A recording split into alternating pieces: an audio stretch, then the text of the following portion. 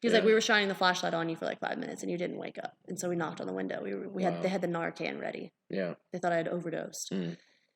And so they were like, you can step out of the car for me. I was like, okay. So I got out of the car and they're like, do we want to search your car? And I was like, for what? And they're like, well, we can see the needle sitting there. And I'm like, I take insulin. Like, oh, what about the spoon? I'm like, I don't know. It was like insanity. I just really thought I could get out of it. Yeah. Whatever I thought of at the time, they're like, it's illegal to lie to a cop, right? And I'm like, sure. I'm not lying. Yeah. And they were like, we're going to search your car. And I'm like, you can get the drug dog. I know my rights. You can't search it without drug dog hitting on it. And I was like, it doesn't matter what you see. Right. And they were like, okay. Yeah. So they got called the your drug bluff, dog. yeah. Called my bluff, and they got the drug dog, and that drug dog went bing, bing, bing, bing, bing all over my car. And I was like, this is crap. And so I sat there and watched them while they ripped my car apart, literally. Took this, my seats are not, they've got the zippers on the back, but it's like the seat. Like, there's no seat covers. They just got a zipper thing, and I've got stuffing missing, but it's whatever. Yeah. Weird. It wasn't necessary, but I guess people could hide stuff back there. Sure. But please don't rip it. But they tore it apart, and they basically came up with a thing of needles. They put it on the hood of the cop car. Mm-hmm. Thing of needles, a spoon, and an empty baggie. Yeah. And they were like, this is what was left. I'm just assuming out of your party night. And I was like, so what are you going to charge me with, paraphernalia? Yeah. I was like, what's going on here? Because that's not a jail. You don't take somebody to jail for paraphernalia. Right. Because I educated myself over time with the law. Yeah. I made sure that if it were to ever happen, stop, you would have a story. I would know what to say. Yeah. And not that I really knew any of what I was talking about, but they thought they probably didn't get it either. But, they had probably heard it before, but of course. And so they were like, I was like, so what is this charge going to be? You want to read me my Miranda rights? I was just being a smart ass. Just making it worse. Maybe they would have given me a paraphernalia charge. And they said, what's on that spoon? Nothing anymore. And they scraped the spoon just enough to get a test test on it. Yeah. And it tested positive for heroin. Wow. And they were like, well, that's enough to charge you. And it literally, you couldn't even see anything. Yeah. That's enough to charge you with a controlled substance, a paraphernalia, and to deliver, because I had baggies and stuff. And I was like, I'm not delivering anything. Those are mine. They said, and so later on I find out, so they arrest me. I'm like, great, another controlled substance. This one tested positive. I'm not getting out of this one. Right. So they arrested me, and they take me to jail, and, that whole thing happens. And, of course, my mom gets me out again. Mm-hmm. She gets me out. I'm like, I have my methadone clinic. I have to go in the morning. I will get sick. Blah, blah, blah, blah, blah. I'm sorry I messed up. I promise I'll do better. Whatever. That was in April. And they only charged me with a controlled substance under a gram. They didn't give me a paraphernalia ticket. They didn't give me the intent to deliver. They didn't give me all that. Right. They just gave me across the board controlled substance under a gram, which looking back, I'm thankful for. So they just gave me that, and so I get out, and now I'm back on the whole bond UA situation again. Right. I'm back to having to go up there. I just remember the lady was like, nice to see you again. Yeah. I'm like, yeah, thanks. And so I'm doing that all the way up until the beginning, and, still doing whatever. Right. And so that's from April all the way to October of 2018, which is my sober date. The beginning of October, I took a bond UA, and I failed again for cocaine, but I was shooting cocaine too. Right. I guess I didn't stop enough in time. Right. But the heroin I could still do because they didn't. Hood County doesn't test, which they really should. Y'all should. Yeah. Y'all should start testing more than a 3-panel stick drug test. They test for methamphetamines. They test for marijuana or THC. Methamphetamines, THC, and I don't know what the other one is now that I'm thinking about it. But it's been not so long. heroin? Oh, and cocaine. Okay. Methamphetamines, THC, and cocaine. I mean, you would think with, at least from what I hear with, heroin and fentanyl, you would think that they would add that somehow. But... Right. It's a 3-step drug test for bond UAs in Hood County. Oh, you mean, okay, for the bond part. But, for the bond part. Not that that's not important, but you're not talking about when you get potentially pulled over or something like that. Oh yeah, no, I'm assuming they they've got test the for all kinds whole. of stuff. Then, Yeah, yeah, they test for everything when you yeah, get pulled over. okay, But for the bond UAs, it is a 3-stick drug test, and so I was still doing my heroin all the time, still going in like, you can't catch me with I mean, this. I've heard something.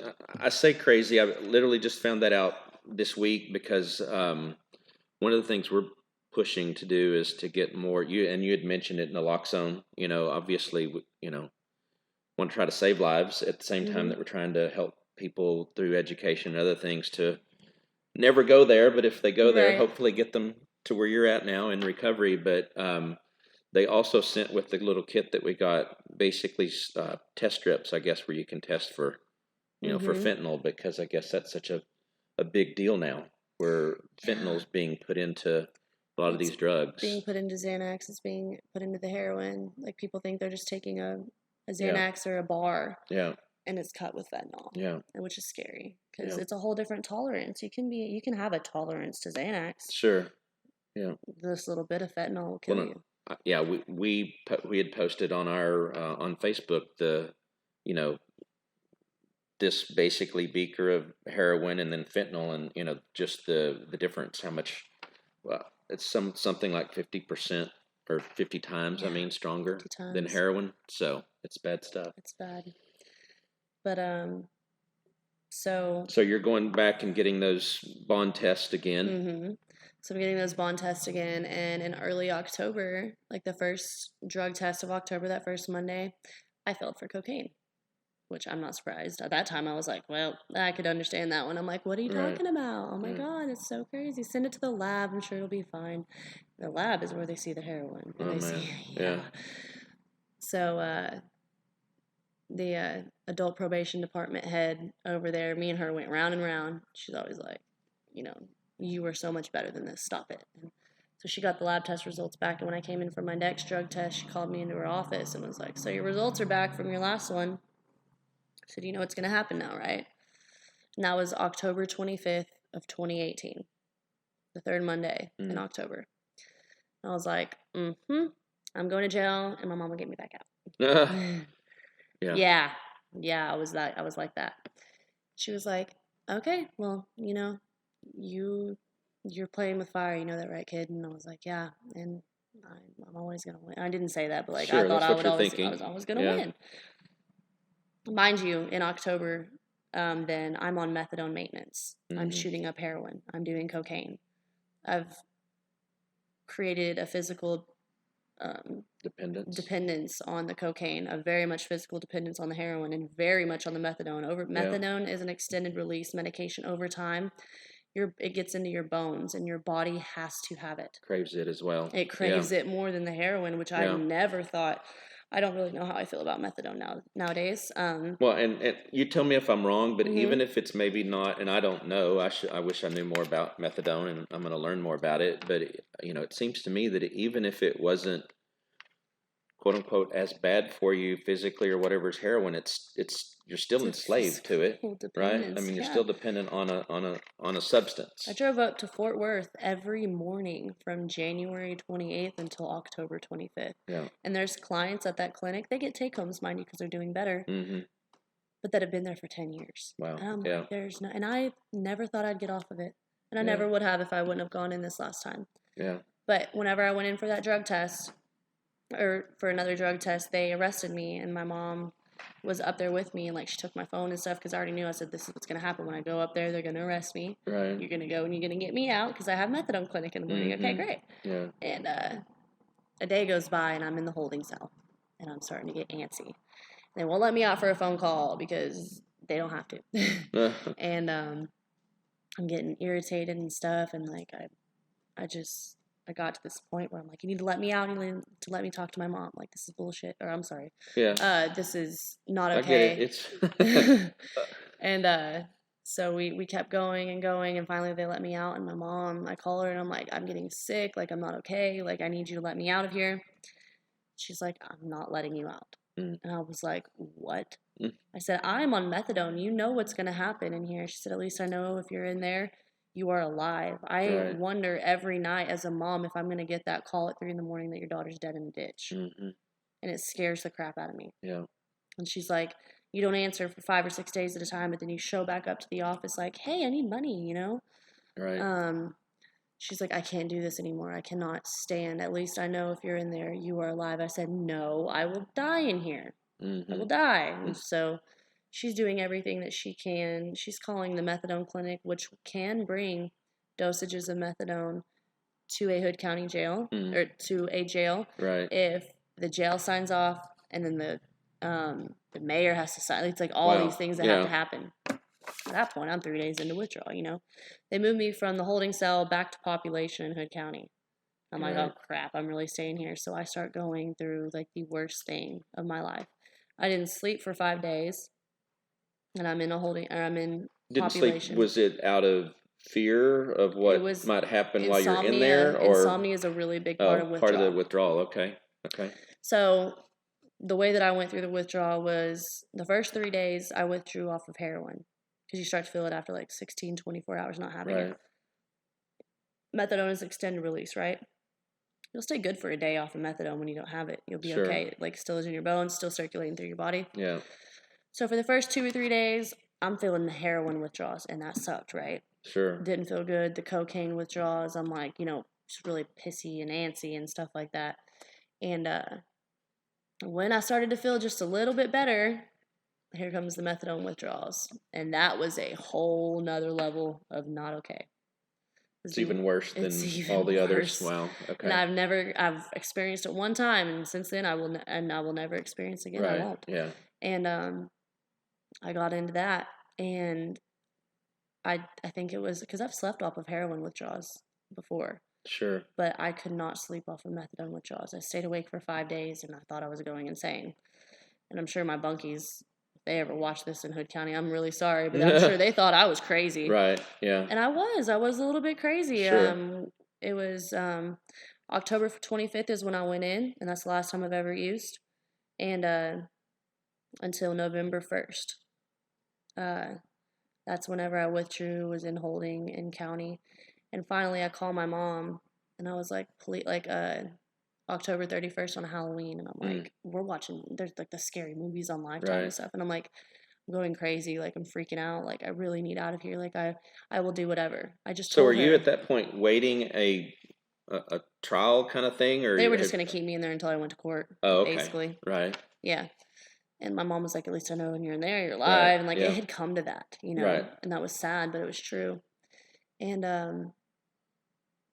I called her and I said, I am ready to do whatever you want me to do. Please get me out of here. I don't care where I have to go. She said, will you go to rehab?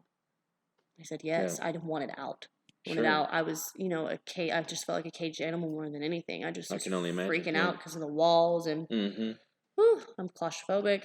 And it was a very small cell with 5 people, and I just couldn't do it anymore. And so she's calling around for rehabs, and she put me in one where I wouldn't know anybody. She took me all the way to Abilene. Yeah. So I called her back, and she's like, okay, so I called the jail, and I called the rehab, and you were going to have to do your intake interview to the rehab to tell them what all you were on to get accepted through the insurance, because we have insurance. Sure. And I was like, okay. And so they call me out of the cell. I have to go up to the front desk, and like I'm, you know, detained. Right. But I've got literally the phone with the guards like over the intake counter. Right. And I wasn't detained, but like I had to keep my hands down, and like they let me sit there and talk, and like these poor officers are sitting there, and they're like, so what are you on? Like, what's your problem? Like, they're super understanding at the rehab. I'm like, heroin, cocaine, methadone, blah, blah, blah, blah. And those guys were just like, you know, I mean, I'm sure they've heard it all, but like to hear it from somebody that was so young and like just, I'm sure I fit the picture then, but they just kept on shaking their heads, and I was like, when can I come? When can I come? And they're like, tomorrow. I was like, I can't wait till tomorrow, but you know, I did.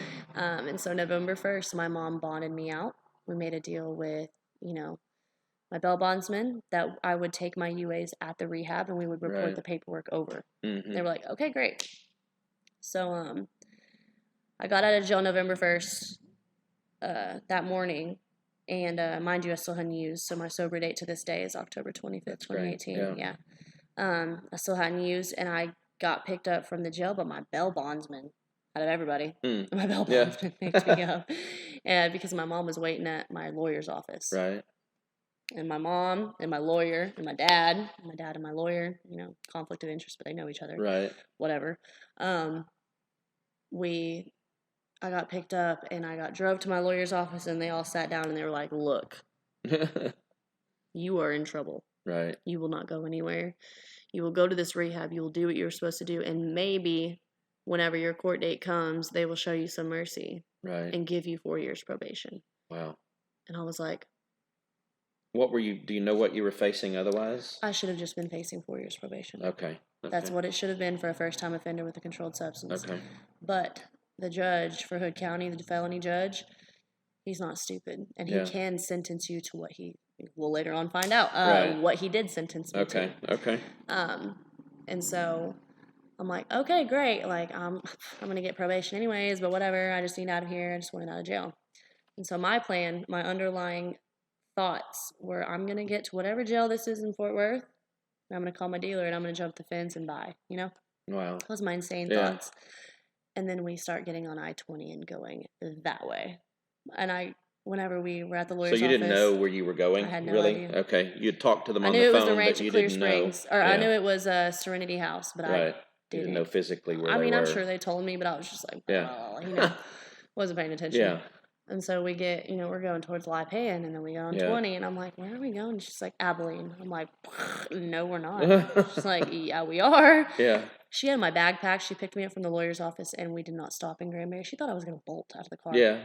We didn't stop in Granbury. We didn't stop at home. I didn't have a phone. It was nothing. Sure. Nothing. Which was, looking back, that's the smartest thing she could have done. She wouldn't stop the car. Yeah. It's like, I have to pee. She's like, you can go when we get there. Right. Which is insane now. Like, being, what was I? Was I 20? That's so sad. I was 19. No, I was in 2018. Yeah, I was 19. No, I was 20. And because I'm 22 now, I keep on thinking I'm still 21. Gosh, I'm getting old. Yeah. I was 20. Yeah. And so she took me out there, and that's crazy. I couldn't even remember my own age.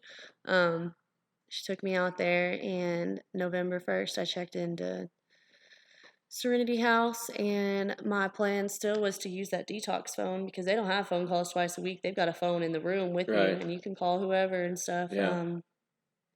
It's a choice if you want to be there at that one. Right. They have the insurance side of Serenity, and they have a state-funded side. Not a side, we're all together, but like that's like their program. Right. There's people that will come there just whenever their insurance can get them in instantly, like me. Right. And there's people that are begging to get in there with a state funded for free. You just get on a list, and whenever they've got a bed, they will take you. So That's it was great. both. Yeah. It was the best place I've ever been to. I would love to, be a part of something like that someday.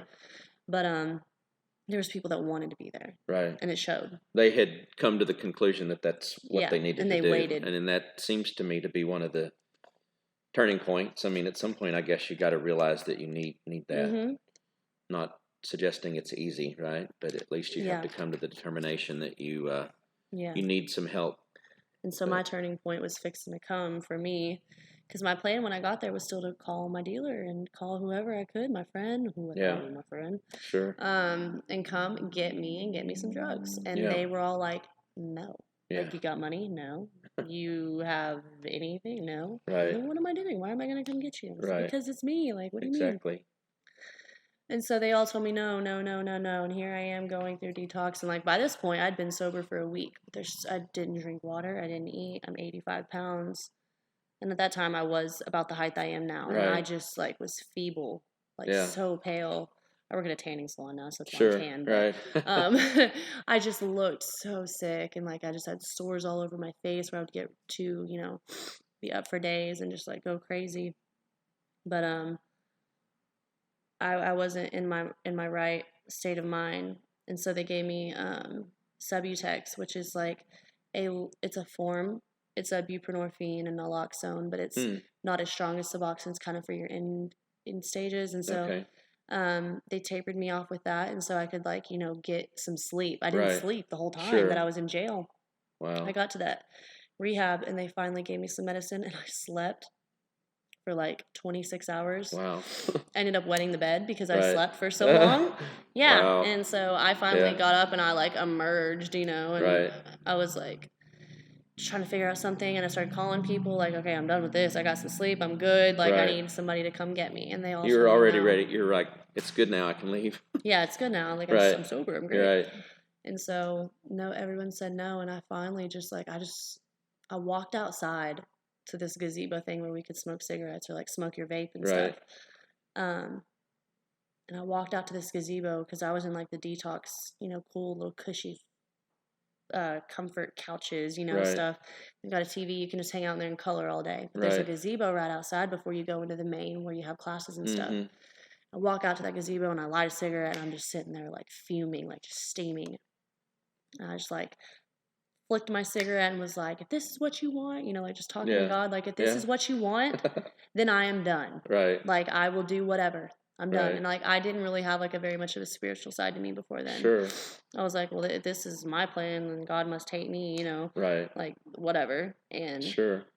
so I was so angry. Like I was Right. so mad. I was like, if this is what you want, then show me something. Show me this is what you want, you know? Right. And there was no burning bush moment or anything like that Sure. with me, but it was just like a sense of like calmness. Like it was just like everything got like super calm Literally in first. that moment you're talking about?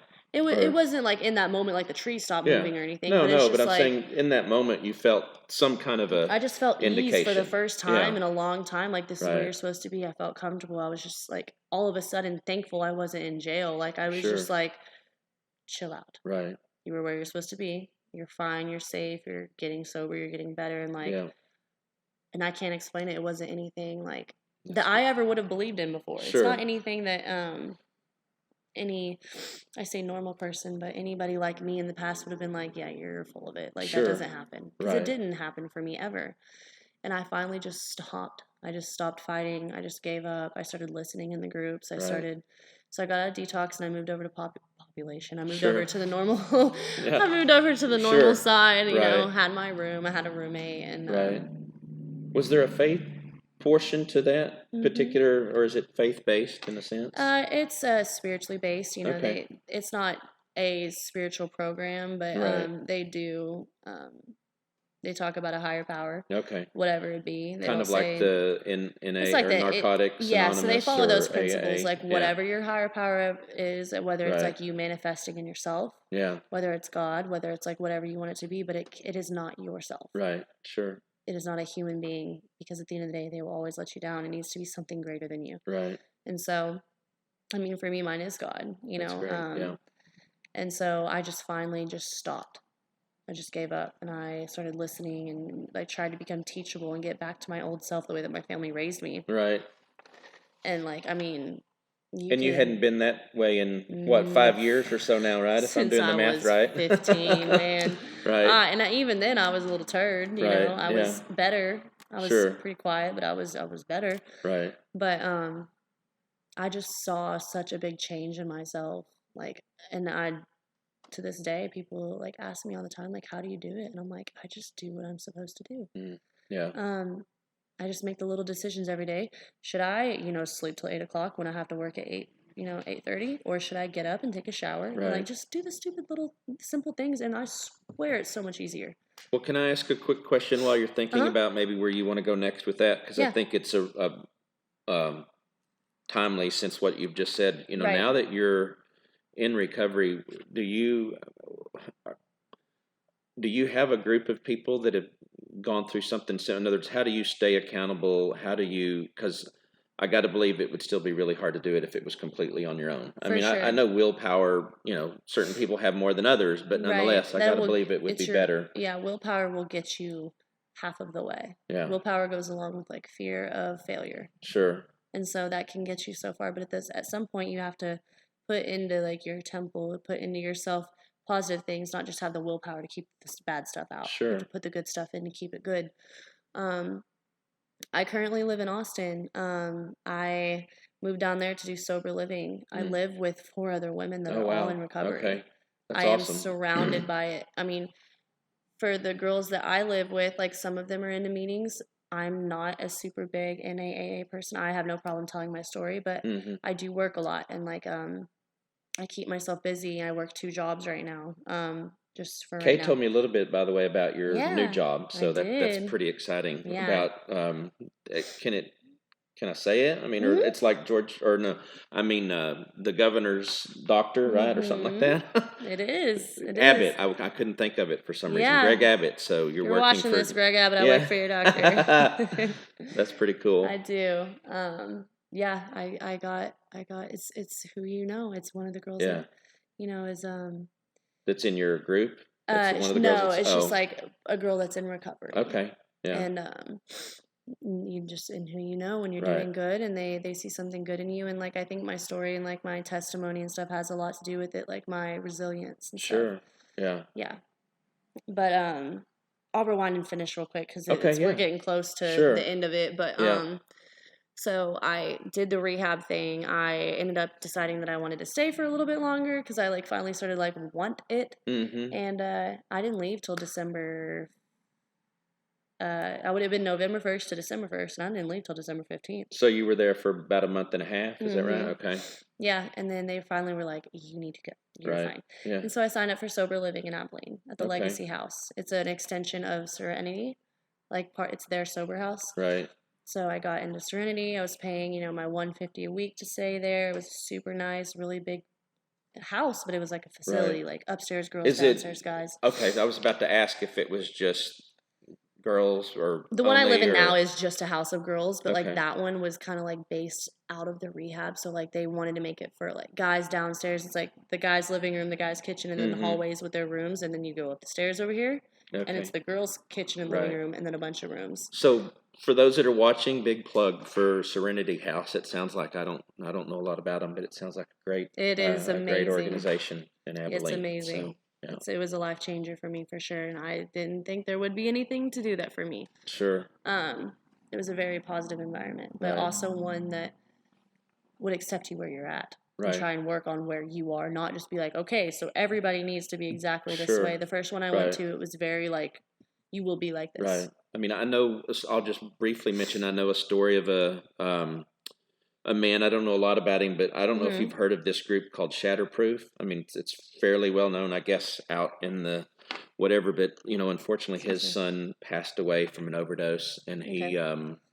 he, started this thing as well. And I think you really said an important part, which is to say, I mean, there's a lot of I hear the stories of a lot of different recovery places, and his story was his son had gone through 7 different recovery things, and they were all different. And Mm-hmm. one was like basically, okay, just man up, get over it, kind of thing, and others were Mm-hmm. this and that and the other. So I'm obviously glad to hear that you were I found the one that works found. for Yeah, me. yeah, And the first one that I went to, I have a friend that's still sober today from that one. That wasn't my story. sure, Humans are different. We're all yeah, gonna learn differently, adhere to different, principles, and like different things are gonna stick with what people say. But I truly believe when you are ready, you will right. hear the right things. So what do you, I mean, maybe you could say, I mean, and it's probably not just one thing, but Right. what do you think made Serenity House and that environment and everything different? What made it stick? What made it, finally, yeah, do you think a lot of it was just you were ready? In other words, That's that what I was kind of just that, fixing to say. okay, Yeah, I think I was tired. yeah, I was tired. I wasn't gonna make it another 6 months doing what I was. I would have died. right, I would have. yeah, I literally would have died. I was very close. I was very sick. Um, just my whole everything. I was just done. right, I didn't care. I was doing the biggest shots that I could fit into a needle, literally wow, until no more would dissolve with the water mm, to where it like reached its, yeah, max absorption. And it still wasn't doing it. I mm, wasn't suicidal by any means. Like I don't want that to be like the message here because I never wanted to die, but I didn't care if it happened. sure. But I in other didn't, words, right. yeah, I didn't want to have to worry about hurting everybody. So what I think I'm hearing, in other words, are you saying you think you would have eventually died because you would have just kept trying to take more and more and more, Yeah, I would and have you would have eventually. eventually overdosed? Is what Yeah, you're, eventually. yeah, I wasn't on a mission, but I sure. know myself It and I was just wasn't the stopping. trajectory that you It were was on. the line that I was going Yeah, on for sure, right. definitely. But I think I was just done. I was tired and I was ready to listen. I mean, I just some people are done at different points. Like one of the girls I went to rehab with, she was 18 and I was 18 at that first one. Right. and she was done. Sure. But she'd been doing it for a lot shorter. Like, you just have to be done when you're done. Right. And nobody can make that happen for you. But addiction is a weird thing. It doesn't discriminate. It will take a hold of the rich, the poor, the pretty, the Right. ugly, you know, it doesn't matter. I And think you, that's really great that you're saying that, only in the sense that I think a lot of people have this thought that there's a certain kind of person that, I mean, and hmm, we're not, this is not even your story, but maybe for the benefit real quick of those that are watching this, yeah, I think you make a very good point. I mean, there are people that, break their leg, go in and get, given some oxycodone, and then their then all story of a is sudden, now they're on heroin, yeah, because they can't take the oxy anymore, and then the yeah, heroin potentially has the fentanyl in it, and unfortunately overdose, and they're no longer with us yeah. anymore.